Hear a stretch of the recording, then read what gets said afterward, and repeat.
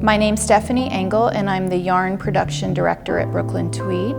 Today I'm going to demonstrate how to do a 1x1 ribbed cabled cast-on. For this cast-on you need your yarn. This happens to be arbor, which is a DK weight, and knitting needles. So we start by leaving a 6 to 8 inch tail to weave in later, and we do a slip knot on the end of our needle. I am a thrower, so I hold my needle in my left hand. For continental knitters, you want to be sure that you're going to be altering between knitting and purling.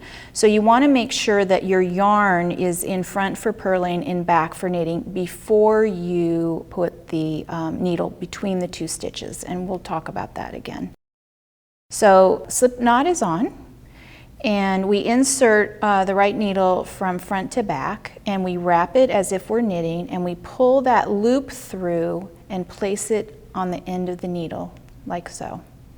Now, I leave some slack in the stitch because it makes it easier for the steps that are coming.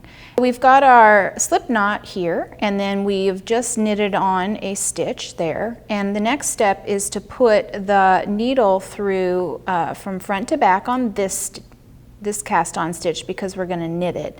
Now make sure that you grab the right yarn. Don't use your tail because you're going to run out.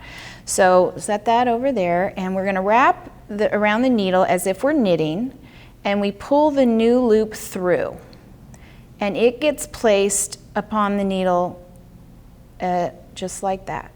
And I tighten it up a little bit, but not too much, because the next stitch is a purl stitch, and that comes in through the back from behind to the front, and we purl it. We wrap the needle as if to purl, and we pull it through the back, and we place it upon the needle as so. And we alternate this knit and purl all the way across for as many stitches as we need. So we're going to knit. Oops. We're wrapping as if to knit.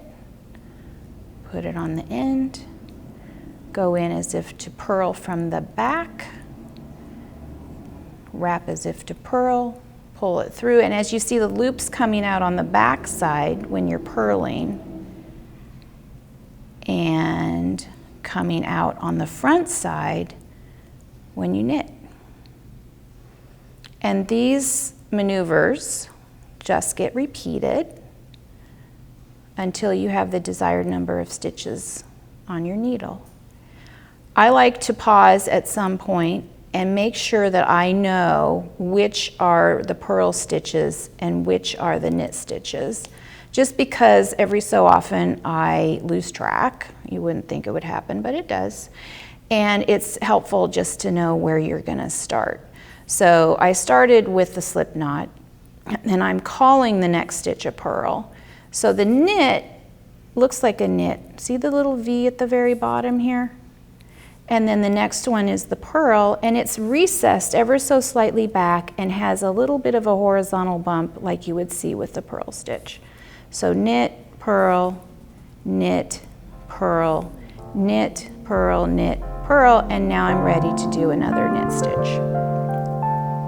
My name is Jen Hurley, and I am the Pattern Production Director at Brooklyn Tweed, and I am going to show you a variation of the rib cabled cast-on from which Stephanie just showed you. Her video showed you how to begin with a knit stitch, and this variation will begin with a purl stitch. So we will start the same way with a slip knot on our left needle tip. We will knit into the first stitch.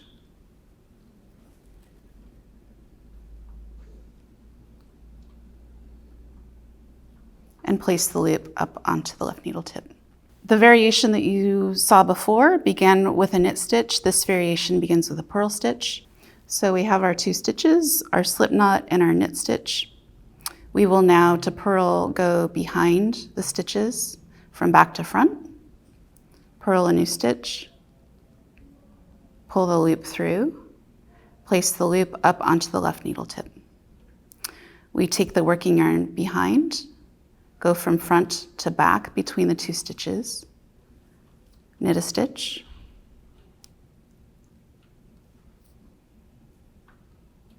pull the loop through, and place the loop up onto the left needle tip.